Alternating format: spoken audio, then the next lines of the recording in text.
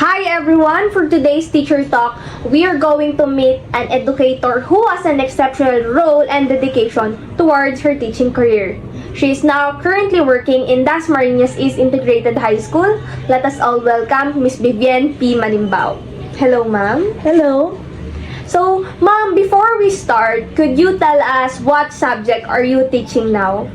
I'm a TLE Home Economics teacher.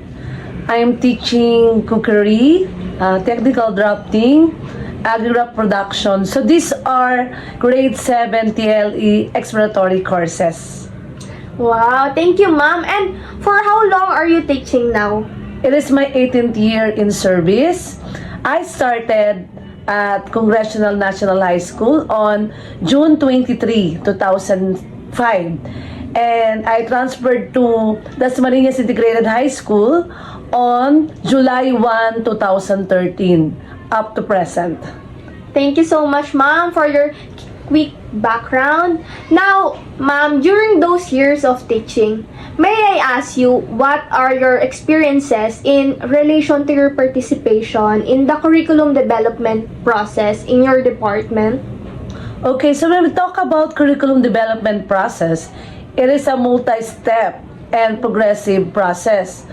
I already experienced two curriculum. First is the Beck curriculum on 2002, which is it's focused on the basic education start from elementary to high school. And last 2012, the K to 12 curriculum started in kinder up to junior high school, 4 years in junior high school, and additional 2 years in senior high school to prepare the students to their tertiary level.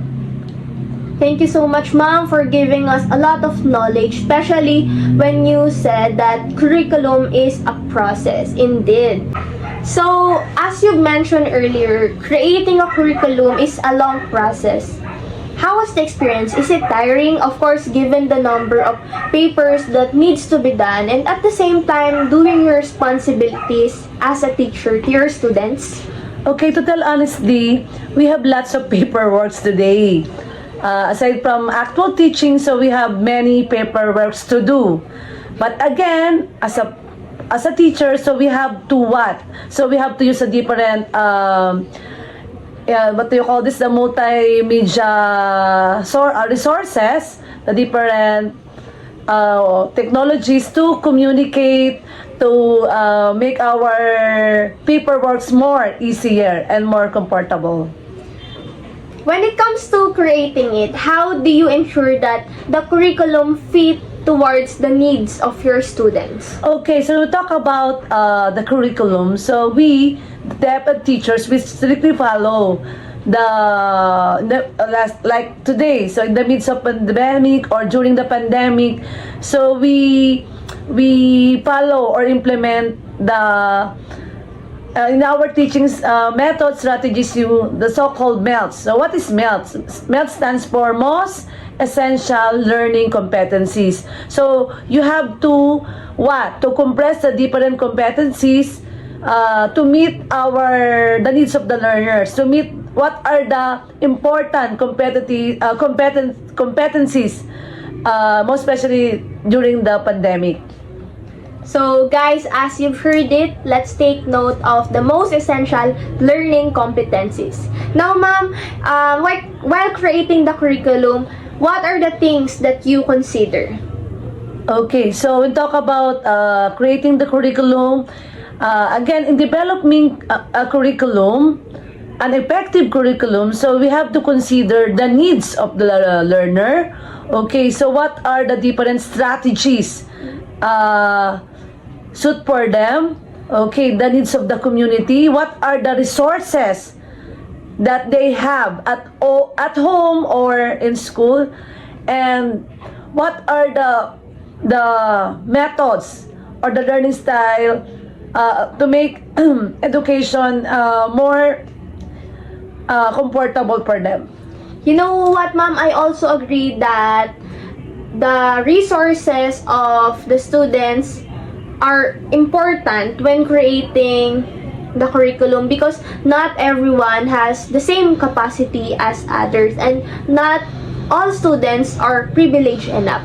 And for our last question, what learnings about the curriculum did you get out of this experience while creating it? Okay, so there's nothing permanent in this world except change. Okay, so in developing a curriculum or to develop an effective curriculum, so you have to consider many things. Okay, so you have to consider the needs of the learner, okay, the resources of the learner. So implementing a curriculum is very essential to create a globally competitive students, okay, to develop a lifelong learners, and to prepare them to prepare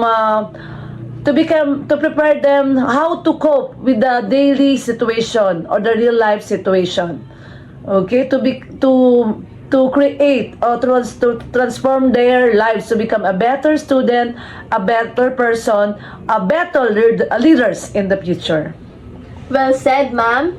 Thank you so much for sharing us such wonderful experiences in the curriculum development process. And as we end this interview, let us highlight some important points earlier about curriculum and how it helps educators provide a unique framework for quality day-to-day instruction. We learned that with curriculum development, instructors can take care of the bigger picture to develop a course. Also, it helps in making strategies in learning and teaching, as well as the selection of learning experiences, just like what Ma'am Manimbao said earlier. And most importantly, curriculum development should primarily focus on the learner's needs and achieve them accordingly. That is why it is essential to focus on the learner's needs and achieve them, to work on curriculum development services to provide quality learning methods and goals to instructors and learners respectively. And with that, I hope you learned a lot from this interview. I am Hazel Jean P. Manimbao, and together, let us aim for high quality education and to always give our best to our students, just like Ma'am Manimbao. Thank you so much, Ma'am. You're welcome. Thank you also.